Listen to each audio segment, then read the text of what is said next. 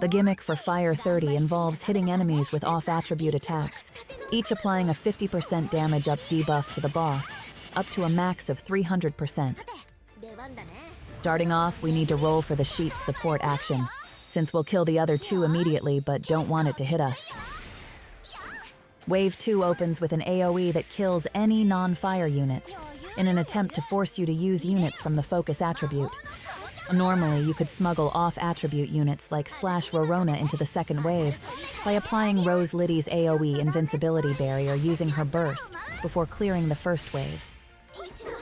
You'd then use their S1s to tag the boss a few times before nuking it, but we don't have that option on auto.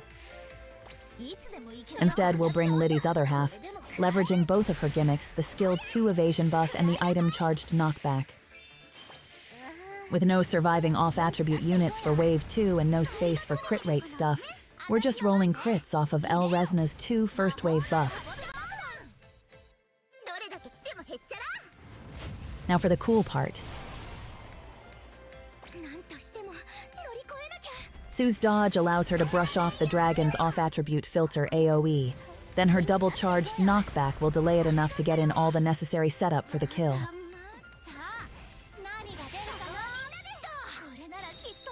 The items are timed perfectly so that Ryza can lay down an off-attribute hit, followed by 2 dark waters immediately before her attack.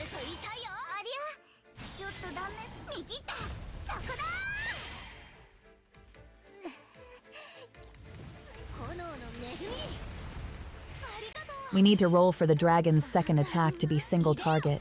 Then as long as Ryza isn't hit, she can item again into the blue panel for the kill.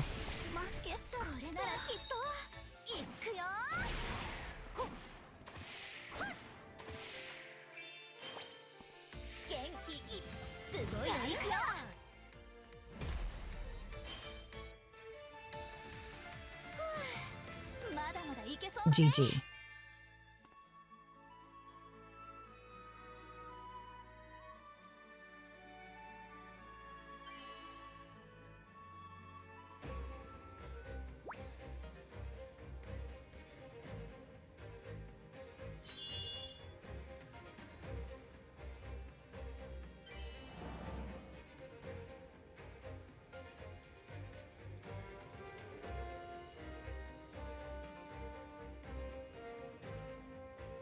My fire gear is quite lacking, but the important thing is to have enough damage on Wilbell to kill off the Puni immediately, which felt like a pretty high requirement, then clear the sheep on the second pass before Ryza's turn.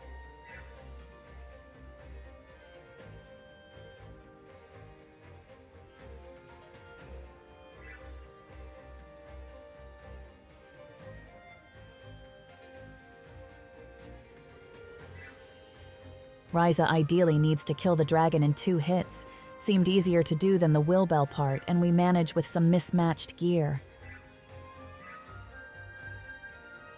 We're using a single non-fire attack item with high debuff traits to trigger the gimmick. AoE would be better, but didn't have a good one. Then the AoE Dark Waters help clear the first wave. Thanks for watching.